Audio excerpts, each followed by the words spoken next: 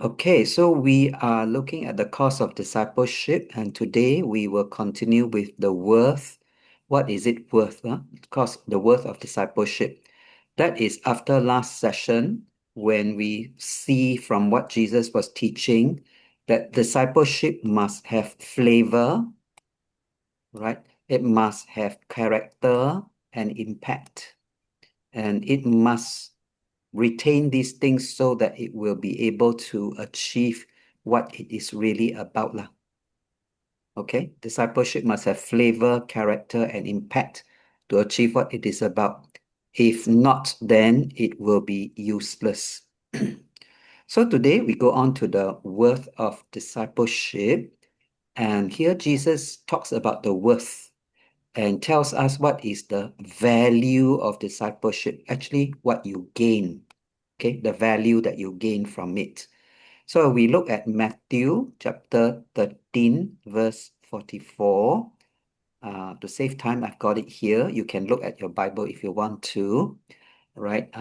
Can anybody help us to read Matthew 13:44? Matthew 13:44. The kingdom of heaven is like treasure hidden in a field. When a man found it, he hid it again. And then in his joy went and sold all he had and bought that field. Thank you. Okay, so what are the two things of value in this parable? Two things of value. Of value, the treasure, Okay, good. That's one. The treasure. What is the second thing? the joy. Hmm. He didn't have the joy yet, leh. And then in his The joy joy, is he went afterwards. and sold all he had. Yes, That's why enjoy everything it. that he owned. Yeah. Okay. So the first thing of value is the hidden treasure. And second thing of value is everything the man had. You see, so all he had to go and buy Buy and that field. own that field, right? So there are two things of value in this story that Jesus tells. So which thing did the man value more?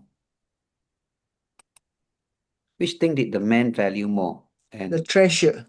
okay, how do you know? Because he saw everything that he had so that he can own the field, so that he can own the treasure. Wow, okay, very good.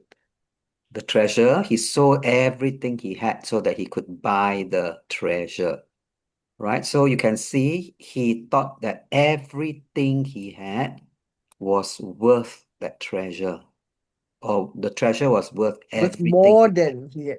Yeah, it was worth more. Yeah, to him, it's worth more. Okay, so in what ways is the man's choice of more value Huh? than what he gave up? In what way is a man's choice of more value than what he Mm. is the, what do you mean by that? In what way is the man's choice of more value than what he gave up? Yeah, he exchanged everything The he thing had that he for had so that he can own the treasure in the correct. field. So So obviously the with the treasure treasure in has the got field, he can have all the joy. okay. So he was joyful to own it. Anything else? That is, he realized the value lah. Wow. It's worth it to give up everything in order to gain the kingdom of heaven. Okay. What did Jesus say? The kingdom of heaven is like treasure. Okay. So to him, right, the kingdom is worth everything that he had to give up. And the treasure is worth it because it is for eternity. So that shows us that the man's choice is of more value, right? That is the kingdom of heaven. Then eternity, that is of more value than what he gave up. Okay, then Jesus went on. You know, this is all in Matthew chapter 13, huh? Okay, because in Matthew 13, it continues that Jesus is telling about the worth of discipleship. So in verses 45 to 46, would somebody like to read that? Again, the kingdom of heaven is like a merchant looking for fine pearls. When he found one of great value, he went away and sold everything he had and bought it. Okay, so what are the two things of value in this parable? It is the pearl, Mm-hmm. The pearl, yeah. and then he sold everything he had to buy the pearl. Right, so everything that the man had, same thing as just now, everything the man had, he gave up everything. Okay, so which thing should be easy now, which thing did the man value more? The pearl. The pearl. How do you know? Because he gave up everything to buy the pearl. Yeah, right. Okay, he sold everything. He sold all he had to go and buy the pearl. Okay, so what similarity is there between these two parables, and then what difference? Similarity is that they sold everything that they have to own the treasure. Mm-hmm. And what's the difference? Mm.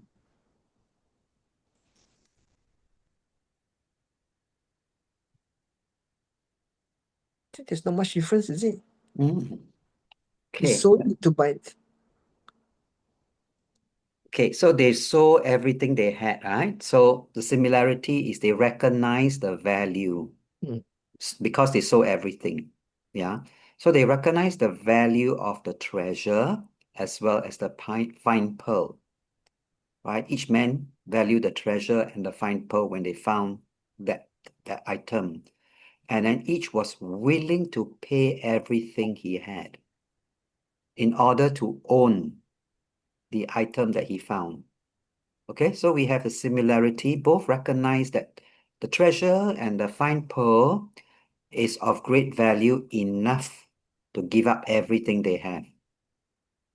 Okay, it's actually quite unusual, but in real life, you find that you cannot give up everything and just survive on the pearl. Okay, but this is where Jesus shows that the pearl is of such great value. Now, what about the difference? The man found a treasure that he did not know about, Oh, yeah. and he came across it by chance. But the merchant was intentional in looking for fine Fine pearl. pearls.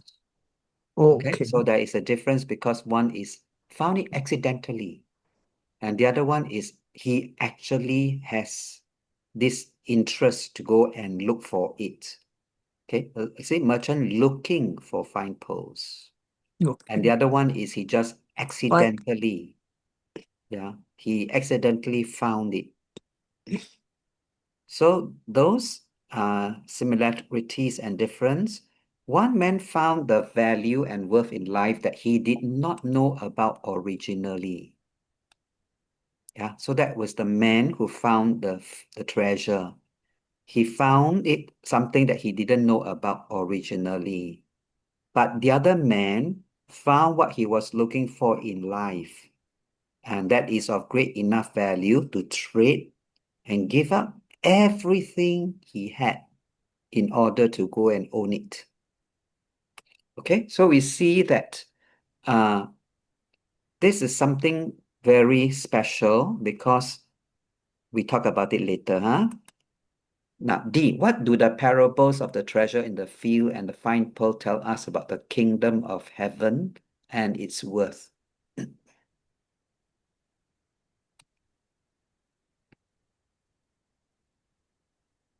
About the kingdom of heaven and its worth.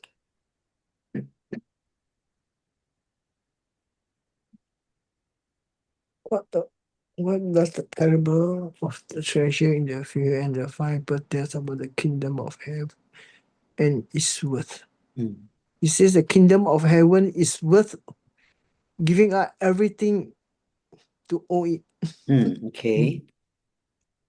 The kingdom of heaven is worth giving up everything To own it. to own it. Yes. Okay, that's very good. We also look for something of value and meaning to us in life, right? And whether we find it by chance or accident, like the treasure, or by intention. You know, some people look for meaning in life, huh? Okay, some people just come across Jesus and salvation by accident because Christian tell them. Some people, they are looking for meaning in life. Okay, they have intention.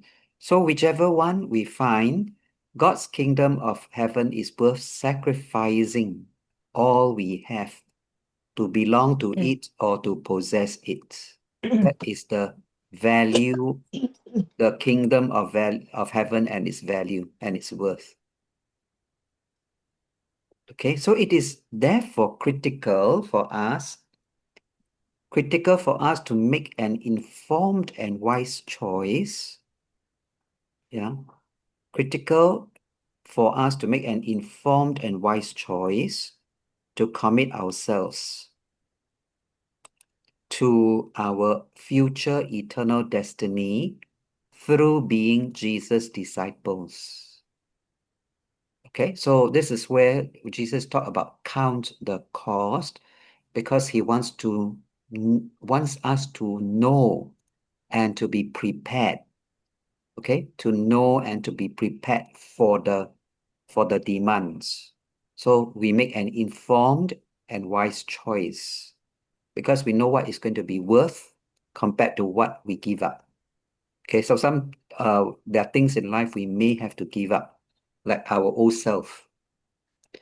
Okay, then we look at another parable. This time it's a longer one, so maybe we can take turns to read it. Okay, Matthew chapter 25, verse 14 to 30. Maybe we can take turns, one person read one paragraph. Again, it will be like a man going on a journey who called his servant and entrusted his wealth to them. To one he gave 5 bags of gold, to another 2 bags, and to another 1 bag each, according to his ability. Then he went on his journey. The man who received 5 bags of gold went at once and put his money to work, gaining 5 bags more. So also the one with 2 bags of gold gained 2 more. But the man who had received 1 bag went off, dug a hole in the ground, and hid his master's money. After a long time, the master of those servants returned and settled accounts with them. The man who had received 5 bags of gold brought the other 5. Master, he said, you entrusted me with 5 bags of gold. See, I have gained 5 more. His master replied, well done, good and faithful servant. You have been faithful with a few things. I will put you in charge of many things. Come and share your master's happiness.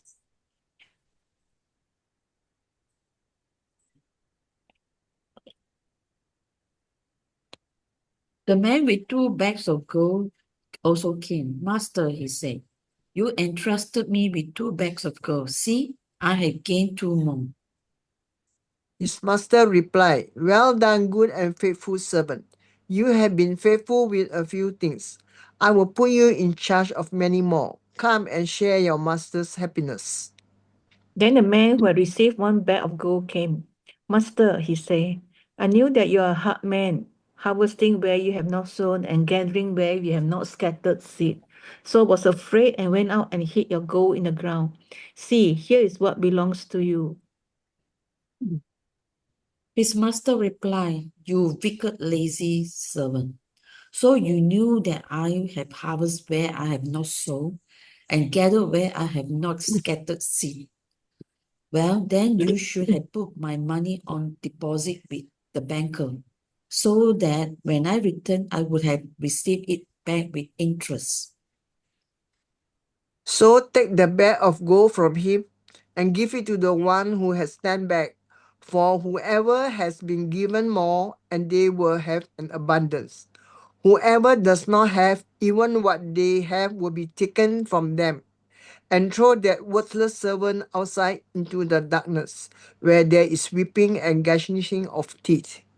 Okay, so this is the parable of the talents.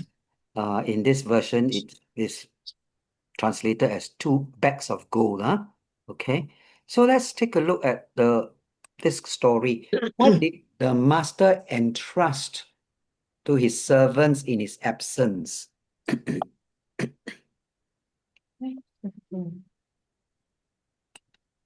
What did the master entrust to his servants in his absence? His treasure, his money.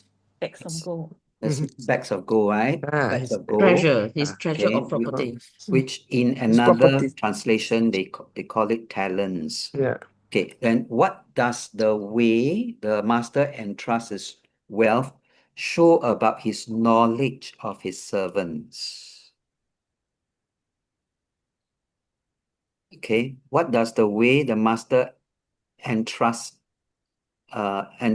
his wealth show about his knowledge of his servants? He give each one different amount of gold. Okay, Bags of gold. what does it show about his knowledge of them? He knows. He He knows. knows whether their ability. That's right. Okay, the master knows their ability. He gives them different amounts of gold, each according to his ability. So that means the master actually knows them well. He knows their personal abilities, how much they can handle. All right, so that's where each one of us, we are different from each other because we have different personal abilities and we can handle different things. Okay, and so we are in a position to handle ourselves, and we are not supposed to be bossing or telling people about what they should be doing. Okay, when they are using their talents and their abilities. Okay, now we once again talk about different and similar. What was different? What was similar about the wealth entrusted to the servants? What was different? Amount. Okay, The good. amount. Amount is different. What is same? Similar. What was similar? The ability to increase the amount. Okay, good. Each servant was entrusted with an amount according to his personal ability. Okay, so his own personal ability. So it shows that we are all different, we are all special. Okay, and God takes note of that when he gives us talents, responsibilities, and so on. Right? We are all different, we are all special. So we need to honor each other as being different, being unique. Okay, we need to honor and respect each other as being different, being unique. Okay, so maybe I can put that down, huh? That teaches us to honor each other as different and unique. We must not expect to put each other into a mold that we want them to fit. Okay, we must not expect to, or we must not put each other into a mold that we expect them to fit. Okay, so how did the servants show their personal choice, wisdom, and worth?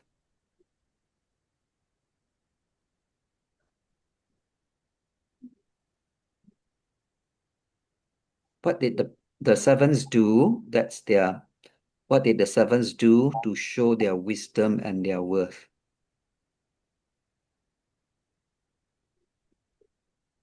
They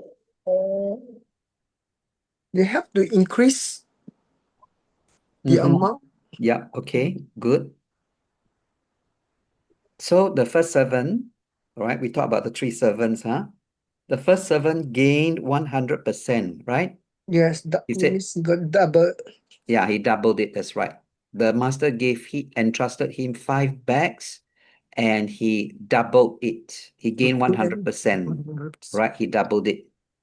So the master commended him as well done.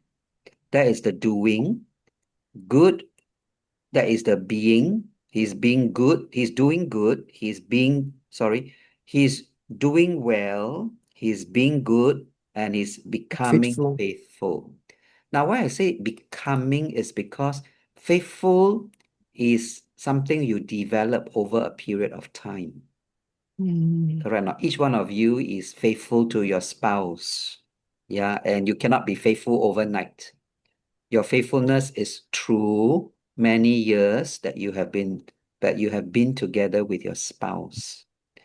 So that shows you are becoming faithful. All right, that is something you become. Yeah.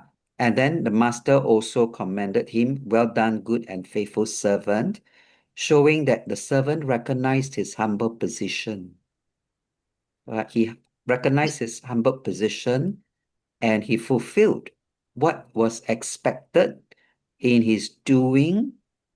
Well done. In his being, he was being a good servant, and in his becoming, right? He's becoming a faithful servant because it proves that while the master was gone, okay, from the beginning to the end, he was proving himself to be faithful. Yeah, he was proving himself to be faithful. So that shows it's a time period. Time period is needed to prove that he is faithful. Then the second servant, he also gained 100%. Okay, he made 2 more, but as far as the master is concerned, is 100%. Yeah. Of the 2 bags he was entrusted with. So the master commended him in exactly the same words and reward. Okay, you notice just now I highlighted, huh?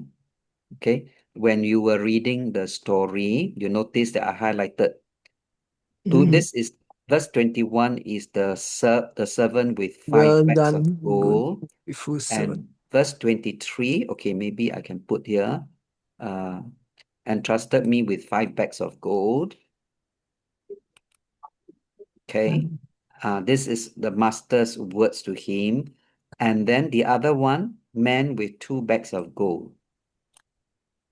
You see that both receive exactly the same words of praise and reward from the master. Huh?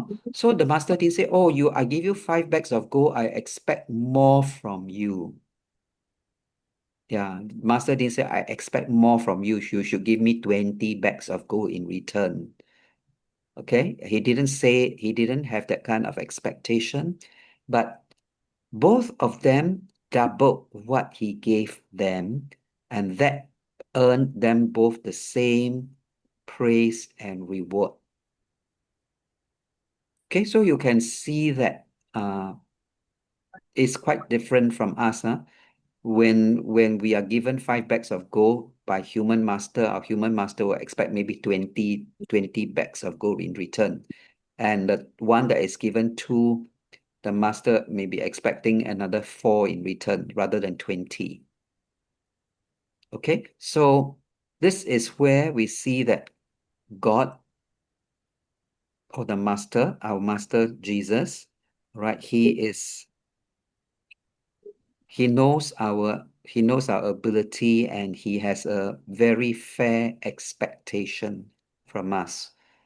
Okay, because the master looks at the second servant and says that he has achieved equal to the first servant in doing, being, and becoming, as he fulfilled his commission. So it actually is not just about doing alone with God, okay? There's also a lot of other things involved when God asks us to do things. Okay, so for us, it's not just about coming to church and doing things, but as I told you, as I mentioned in the past, right, what are we What purpose are we achieving? Okay, when we come to church and we come together and do things, what purpose are we achieving? It's not just about the doing. There are other things that are not just doing. Okay, so even though the servant was entrusted with fewer bags, according to his own level of ability, the master considered his achievement level the same as the servant with more. Because why? It's not just about the doing, it's the being and becoming. Both of them, you can see, the master said, well done, good and faithful servant. Okay, it's the doing, he's being good, and he's becoming or achieving faithfulness. And he recognizes his humble position as a servant. So all these are the qualities, that both servants achieved, right? The qualities that both servants achieved. It doesn't matter that one has 3 bags more than the other one. Okay, so let's continue looking at the next one, the third servant. Now, he did nothing. You can see he did nothing because he said what? What did he do? He said, He buried the money. yeah, Buried he buried the gold. Okay, he buried what the master entrusted to him. So he didn't do anything about it, right? He didn't do anything anything with the gold. He did not bring any return, even with the 1 bag he was entrusted with. See, the master knew his ability, gave him only 1. And even then, he did nothing. So the master called him lazy and wicked. Okay, lazy shows he made no effort, and wicked because he committed evil, hurt, and harm by his non-action, by his inaction. Okay, so we have a question to answer, okay? Lazy, we can understand, but why call him wicked? Why, Wow. huh? Why would the master call him For wicked? Huh? saying the master knows the masters doesn't do any. Why would Jesus call people who do nothing wicked? Because of what he said now. What's that? What he said. What did he say? He says that the master, he knows the master is the type of man who will take But something which that's not wicked, right? Yeah, so he said to the master, hurting the master's feeling lah. no, what? Why would the master feeling be hurt? Because of what he said. You wicked servant. But there's nothing wicked because the master acknowledged it. So the master said, so you knew that I harvest where I have not sown and gather where I have not scattered seed. The master actually acknowledged it. You see, the servant Testing said, him. The master admitted it. What? See, this is what he accused the master of. And the master said, you knew I harvest where I have not sown. Then he said, you are hard men harvesting where you have not sown and gathering where you have not scattered seed. And it, I've not sown and gather where I've not scattered seed. The master admitted.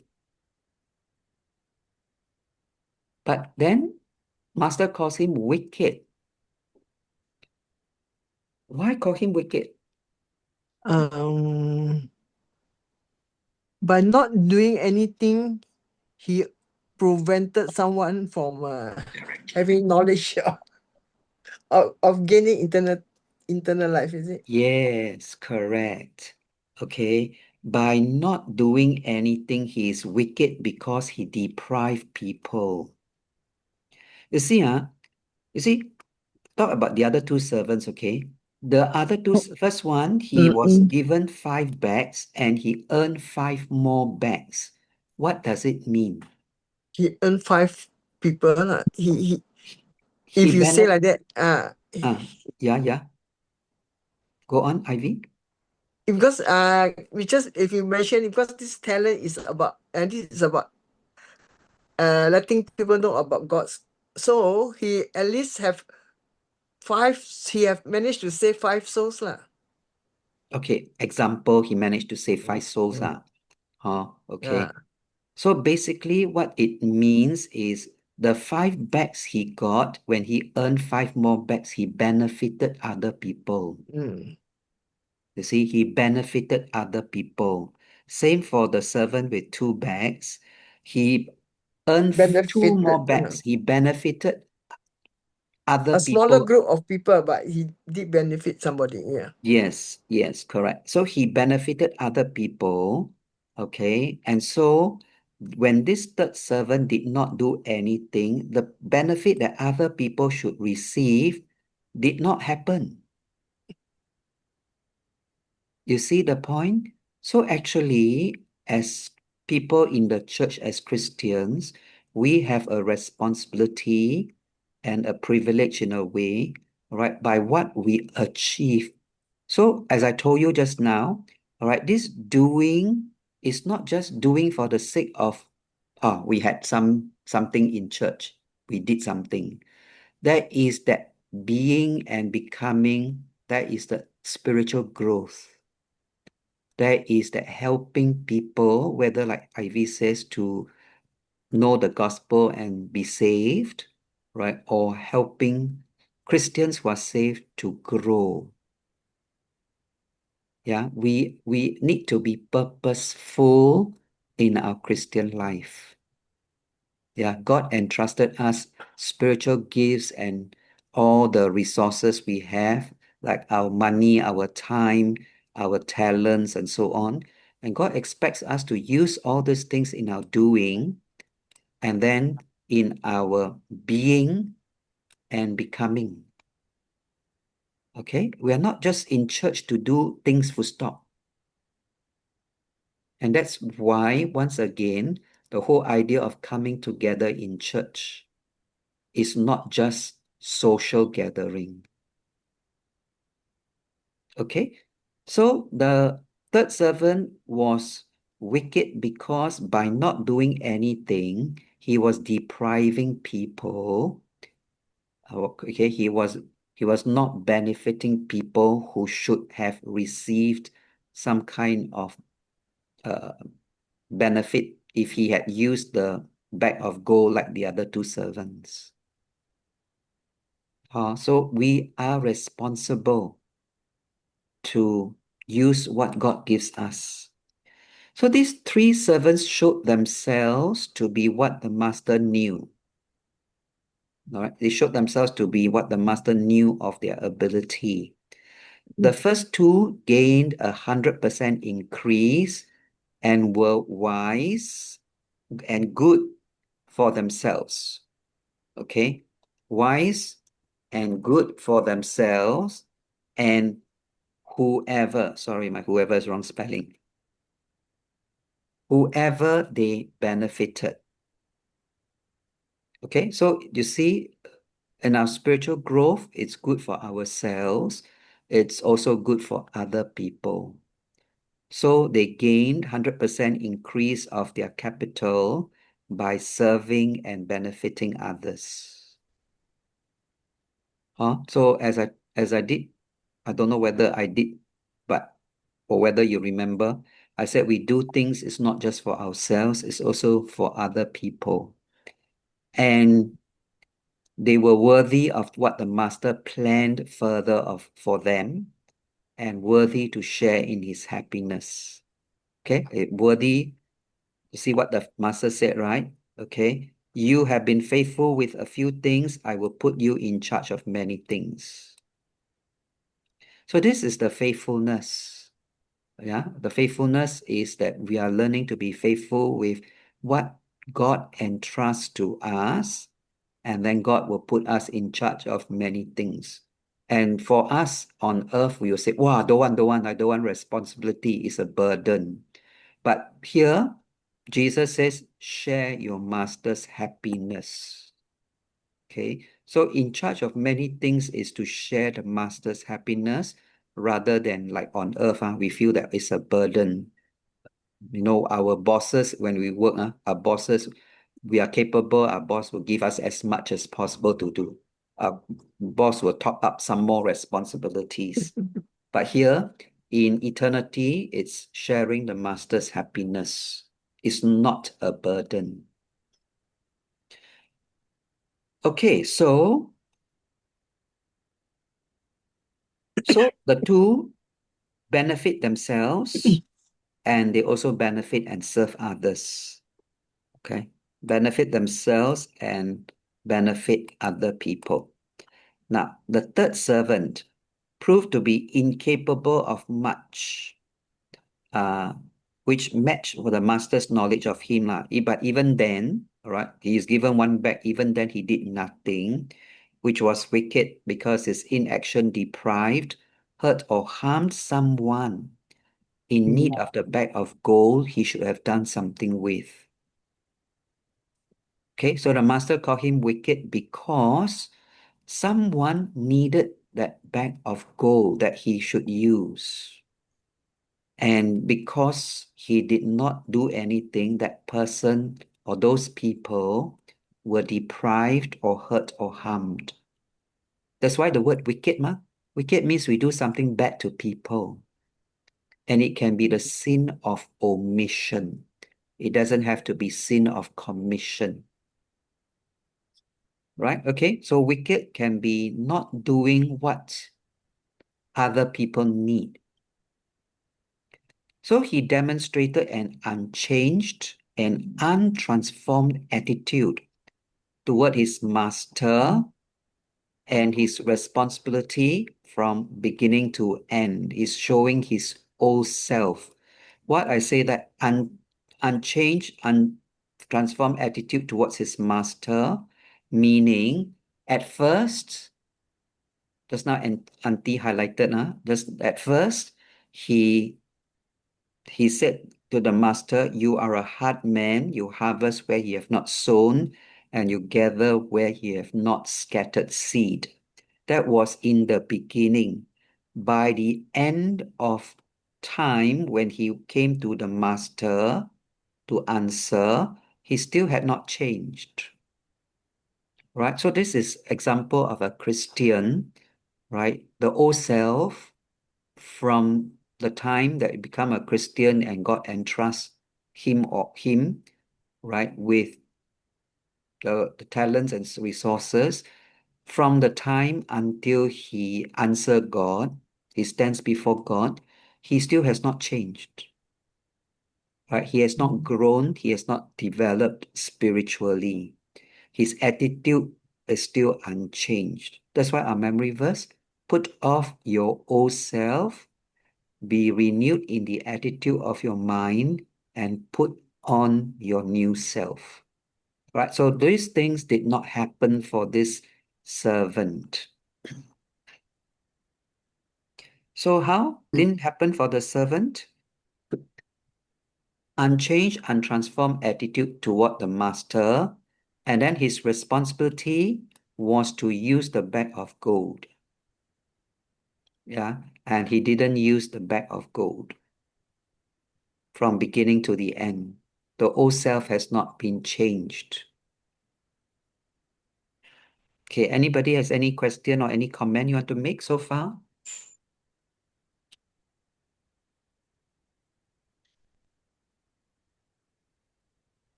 It's very interesting. Yeah, it's really very Actually, interesting. if Yeah. if the servant had lost the bag of gold, what would God say? Actually, I also wanted to ask, what happened if the servant used the bag of gold and he lost it Good. and he come back with nothing? That's a very interesting question. So for the most important thing is transformation. Okay, God give us our resources, all right, and we are supposed to use our resources in the way that just now I said about the transformation thing. Okay, so later on, at the end of this lesson, you will see what I mean. Okay, whatever we do, the most important thing is for them to prove whether he has Oh. made effort to do well. Okay, what is he being? Is he being good? Did he use it to go and gamble? Right? Did he go and use it to gamble and do all the wrong things? Then he'll lose it lah. Okay? If he use it in the wrong way, he might lose it. But he's supposed to use it in the right way. So that would be part of being good. And then if he continues to do it until the master comes, until Jesus comes back, that is where he will be faithful. Okay, so he can use it. If he loses it because of a valid reason and he's still faithful all the way to the end, there is still that transformation. He's being Oh. responsible. Okay. Okay, but didn't happen in his case. Okay, so this is the third servant. So Jesus gives us two sides of the story. All right, the servant or the disciple who does what he wants, and then these disciples benefit themselves, and then also when they use their resources, they increase, they also benefit and serve other people. So spiritually, this is what being a Christian in the church is needed from us. When we come together as a people of God, we use our resources to contribute to the activities but that we have, right? But we must also remember it's not just about doing, it's also about transformation, spiritual growth.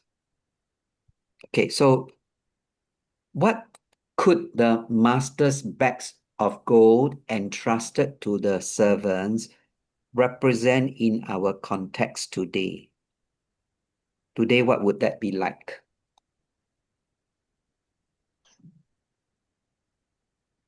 That means in terms of application and how do we relate that to us?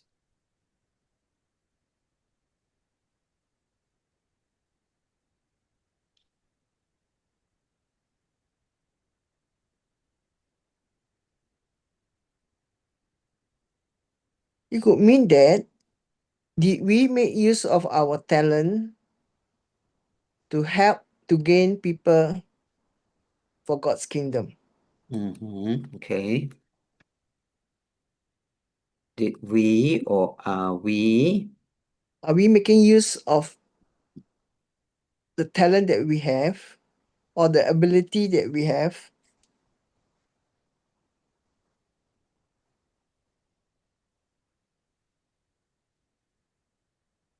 That God entrusts us with, to achieve his purposes. Yeah. Okay, yeah. So to achieve his purposes, it's very important because what does God actually want? God wants us to be holy. Okay, so that's one of it. So to be holy is where we benefit ourselves. Okay, God wants us to be holy is where we benefit ourselves. To be productive. Well, by being productive, how? just to have activities? No. How Multiply. Active for soul. Winning we souls. yes, Multiply. Yeah. Winning souls. yes, we Winning multiply sorry, good. Yeah. We multiply souls plus we help them to grow spiritually just as we are growing spiritually. Right? Whether we're talking about serving like ministry or service or whatever, okay, we don't just do it because, oh, I'm happy to be here with you doing together, we are friends. But more than that, are we developing that holy character? You know, we learn not to argue, we learn not to fight, we learn to give up. Sometimes we have to surrender, you know, take up your cross and follow Jesus. Sometimes we have to give up our rights. Sometimes we have to give up our convenience, our comfort, right? So that other people can benefit. So we need to give in to each other sometimes, not for selfish reason, all right, but for the good of the whole group. And that's how we can be holy with each other. We do it and we also help other people, encourage other people to do it. And very importantly, also teach it. We have to let people know that this is how they can grow to be holy and blameless. Okay, so the different resources. So Ivy has got the very first good starting point, right? Are we making use? Okay. Are we making use of the talent, the ability, the spiritual gift, etc., that God entrusts us with to achieve His purposes for us and each other? Let me put as for self and each other. Okay, that would be include the different resources that we possess lah. Okay, what resources do you think we possess that God would expect us to use? Can you think of resources? What are the resources? Good in talking. Sorry? Convincing Talking. people. Convincing people. Speaking, encouraging, what else? Gift of, anything else? Caring, Sorry? Service, hospitality, mm, Singing. Sharing, the fruit of the service, spirit. hospitality, fruit of the spirit. Yes. Anything else? Singing. Those who Singing. can sing. What else? Time, money. Yes, our money. Just now you said help, huh? Mm. Helps. Okay, etc., etc. Okay, so God provides us all the things that we have in our life, so that we can make use of them. Yes, true for ourselves, but also to benefit ourselves. All right. Okay, here remember, benefit ourselves and also benefit and serve other people. So benefit selves and others by serving and helping and so on. Okay, so while we possess many resources in our lives, we are stewards. I'm sure you have heard of this word before, right? That whether the church uses it or other Christians or other churches use, we are stewards of how we manage the resources. And one day we will have to settle accounts with God for the value and worth of what we have done and how we have handled them. Okay, so if you noticed just now the parable, yeah, the master returned and settled accounts with them. Okay, the master of those servants returned and settled accounts with them. Yeah, so settle accounts Must mean, highlight in red. I want to highlight in red, huh? Okay. Okay, and remember it's those servants. So they have to remember, they have to recognize that they are servants, right? We are servants of God, and servants, we should not be quarreling and fighting and so on. You know, we should not be stepping on each other and so on. Okay, so yeah, servant showing he recognized his humble position and he fulfilled it.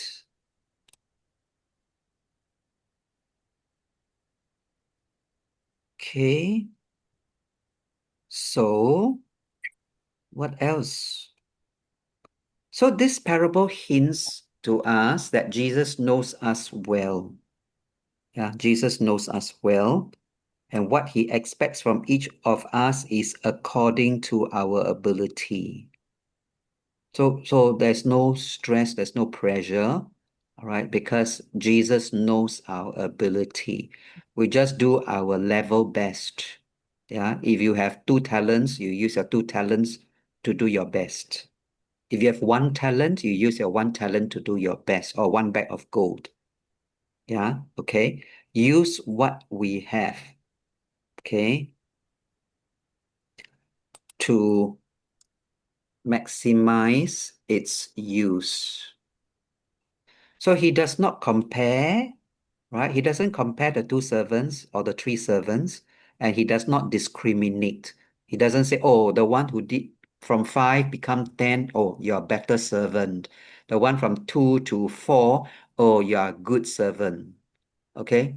He doesn't discriminate, but seeks what he knows we can achieve in what we do, be, and become. You notice I'm using color, huh? The do is in green to say green for life, green for growth. Yeah, green for life, green for growth. B is blue for purity. Okay, blue for purity. And purple is becoming like Christ, like God, royal, Royal. the king. Yeah, purple, the king, the color of the king. So the way of discipleship is not just about doing. All right. The way of discipleship is not just about doing. Yes, God wants us to do. So that's why, remember we talked about if I don't have love, can I don't do? Remember we talked about that before? Yes, yes, Ah, yes. yeah. So that's why I said you don't have love, but you can still do because it's the beginning of learning to change, learning to grow in love. Okay? So discipleship is not just about doing. God wants us through the journey and process of discipleship to be the kind of people we are created to become. What are we supposed to be? We're supposed to be holy. Yeah. And we're supposed to become the people reflecting his character image. Remember Genesis 1, 26 to 28? God created man In his own image. in his own image, right? To rule over creation in his image. Huh? Maybe I can put that down. God created man to rule in his image. Okay, let me put it in a lighter black color so that it doesn't distract. Huh? People reflecting his character image both for ourselves and the people that we serve and care for through how we use, oops, sorry, sorry. Okay, both for ourselves and the people we serve and care for through how we use our resources, right? Or our bags of gold or talents or whatever you want to call it. Okay, people reflecting his character image. Okay, doing, being, becoming. So if you remember our spiritual journey map, we talk about practices. We don't just do Christian activities. We must also serve the Master's purposes in doing the activities. And that's why being together is necessary. Yeah, you cannot do all these things when you are at home and people are in church. Right? So that's why internet Christian is missing out on the whole process. Yeah. If we don't go to church, we are missing out the whole process. And the sad part is people going to church are not fulfilling the process also. You see, if people going to church are not fulfilling the process, that's why people are not going to church anymore. Right? They feel that it's a waste of time. And sometimes they find that, oh, church is like, I don't know, they say they are hypocrites and they have all kinds of criticisms. Yeah. That's because we are not achieving the Master's purposes. Okay, so maybe, yeah, once again, I need to highlight, serve the Master's purposes when we are doing all these activities. Because the activities are the medium or the vehicle or the medium to carry out the purposes of care and love and holiness.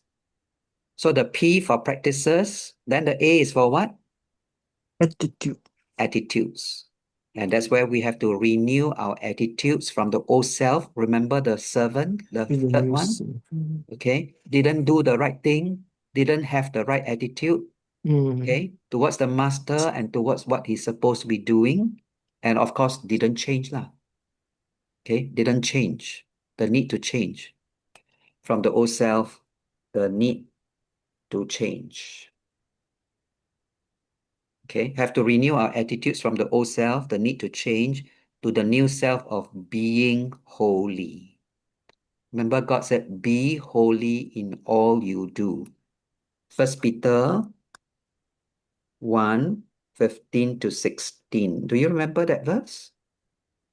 Yeah.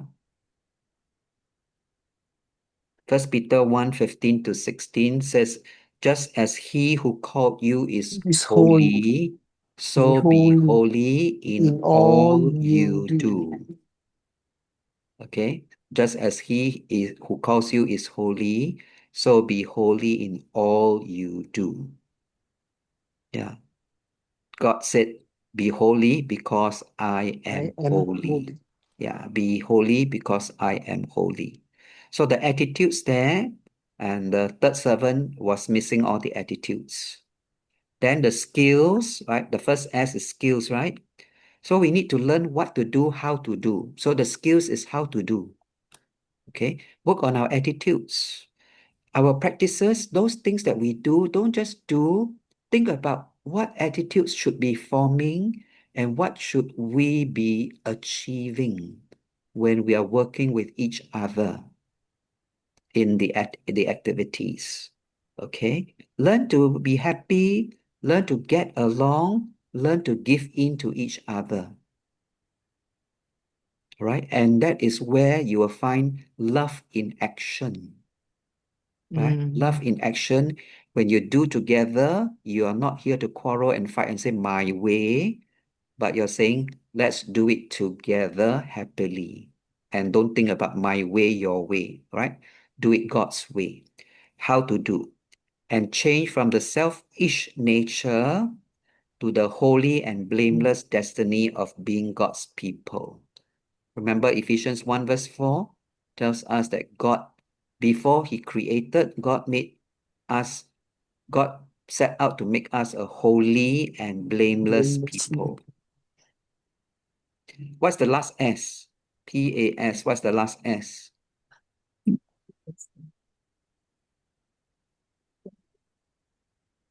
What's the last S? P-A-S-S. What's the last S?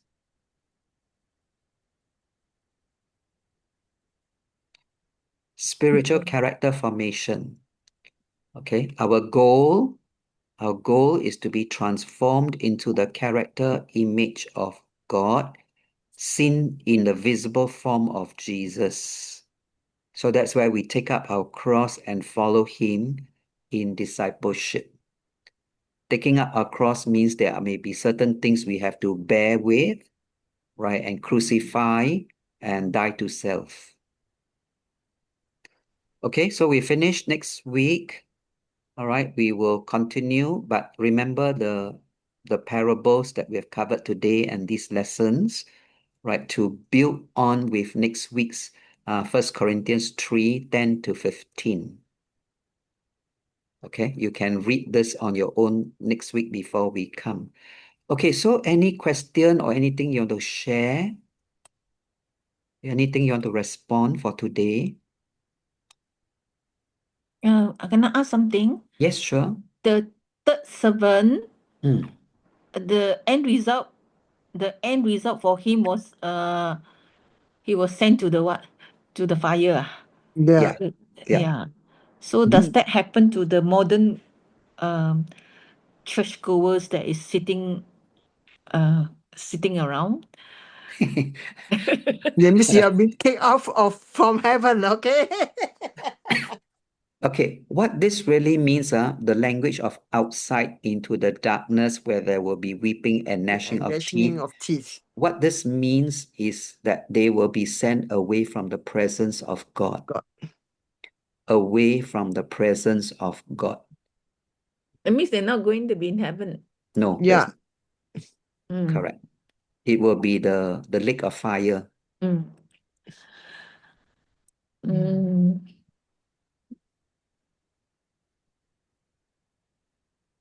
Okay, but we don't go around threatening people, huh? You're going to end up in the lake of fire. But I think there's more to that, isn't it? I mean, but then it's a different teaching. What I say? How I say that? If church, Different metaphor? Sorry, Esther? Is it like a different metaphor? Like a Uh, different meaning behind it? Okay, different. when you read Revelation, the presence of God is where there will be light and no darkness. We don't in heaven. We don't need we don't need the sun. We don't need the moon, the light of the sun, because the lamp LAMB, the lamp is lamp LAMP. Okay, the light of God will be in the eternity compared to the outer darkness, and that's why there will be weeping and gnashing of teeth, because what it means is God removes his presence and his protection. Yeah. God removes his presence and his protection. And this is where all the horrible people, or the people who reject God, they will be victims of each other and very unhappy lah.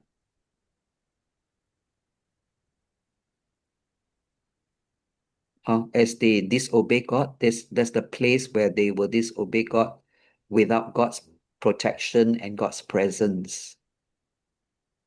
So actually, it also means they will be in hell, is it? It's worse than hell, because actually hell is thrown into the lake of fire. Okay, maybe you want to look at Revelation chapter 20. So you want the very interesting thing, Revelation chapter 20. Actually, we're going to look at this next lesson. Yeah, we're looking at this next lesson. Okay, no harm. We just look at it now first, and then we just revise it next week lah. Okay, Revelation chapter 20, look at verse 11 to 15, the end of the chapter.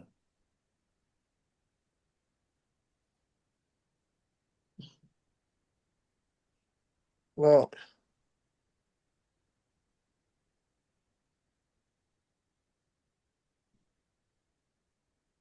you want to read out? Yeah, can. No, I think you can look at it during this week, okay? And then we will discuss it more next week lah. That's part of next week's lesson actually. Oh, So you all ask a yeah. good questions, which we will be part of the lesson. Right? What happens to those people, and what will the end be like for us and for them? Okay, any other questions or things you want to share? Revelation 20, Huh? 11 to the end. 11 to 15. 11 to 15. Read. Okay. Okay, anything else you want to share or ask before we close for the night so that you can go and rest? Alfred, this is the count to the course. There Yeah. is a lesson on the 29 April. It said we should hardship we face. 29 April. Yeah, what's that? We should not complain. Where? Not complain, the hardship, the humiliation, and all that. Oh, the new self, huh? Jesus, the cause of This one, 29 April. the The cause, cost of discipleship. Yeah. So you're talking about the the application, is it? Dying to self? count the cost. Yeah. This one, die to self. And no, the earlier one, the carrying the cross and follow him. Carrying the cross and follow him. Okay, yeah. Carry the cross and follow him. You want the memory verse or what? Number 2. The hardship. Number He's 2? talking No, about do not number complain. 3, the Number 3. hardships we Uh-huh. face in life Okay. Yeah. without we Without shouldn't complain. shouldn't complain, shouldn't Uh-huh. be angry about it, and Yeah. hatred.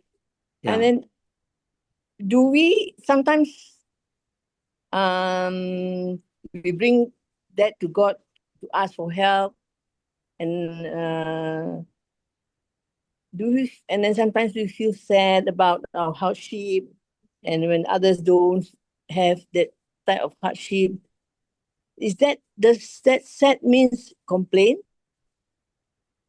Sadness? What do you mean by others don't have hardship? No, I think what No, others don't feel that way, that hardship lah.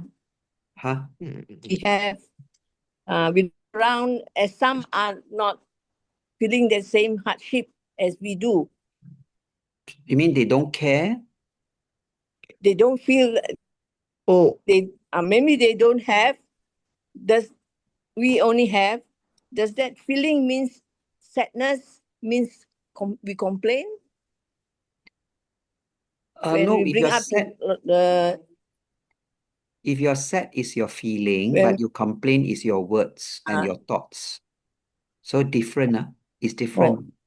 when we bring Because to God for we can help. complain by thinking negative things in our head. That's the thoughts, right? And or we talk and complain. That's our words. Or when we bring it up to God from time to time and ask for help and all that, doesn't Sure. mean we are complaining lah. Oh, no. We are not complaining when we ask God for help or ask people for help. That's right. Yeah. Yeah. Okay. Yeah. Complaining is to talk about all the bad things that we are not happy with and we spread a bad attitude. Okay. So if we have a good attitude by bringing up a problem to be solved, that is not called complaining or that is not a bad attitude. Okay. If we are bringing up a problem to be solved without like our heart being very unhappy and quarrelsome like that. Okay, different. So if you look at Philippians chapter 2, verse 14, Philippians chapter 2, verse 14, Paul says, do everything without complaining or arguing. Philippians 2, verse 14, do everything without complaining or arguing, And this so that you may become blameless and pure. Blameless and children of pure, children of God, without fault, in a crooked and depraved generation, in which you shine like stars in the universe. Can you see? Philippians chapter 2, verse 14 and 15. Right? You don't complain, you don't argue, you become blameless and pure, children of God without fault. in a crooked and depraved generation, and that you shine like stars in the universe. Mm. So the attitude is very important. Yeah. Yeah.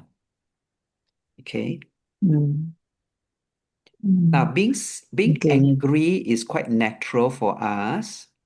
Being angry is quite natural, but we don't complain, and we don't do the wrong things in our anger.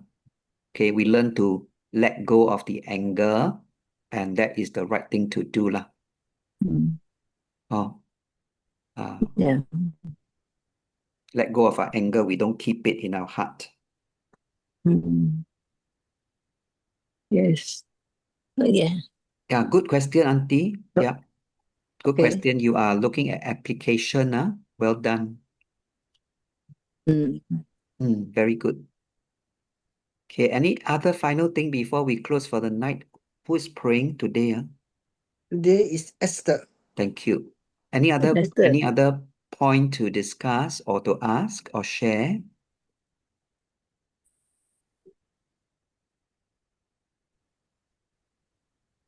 Okay, so today's lesson, the parable of the sower, not the parable of the sower, the parable of the talents is the key lesson.